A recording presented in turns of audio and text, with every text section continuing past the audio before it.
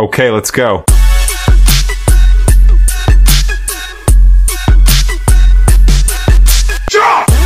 Good day all guys, please click the follow button and share this video to your friends. Thank you very much.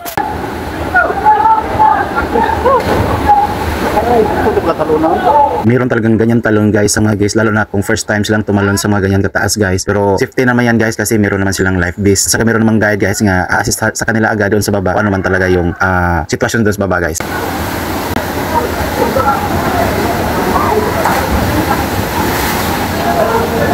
Yan ang tamang talon guys. Straight lang yung katawan. Ibig sabihin yan guys, hindi kinakabahan yung guys. Kasi nagbabago lang yung talon mo pag ninervyos ka na guys eh. Kaya nga dapat pag bilang namin ng 1, 2, 3 ng guide, talon ka na agad. Huwag ka nang magpatagal pa sa ibabaw kasi nalulula ka na guys. At natatakot ka na tuloy. Dito! Sir! Dito! Sir, huwag kayo magpagitna!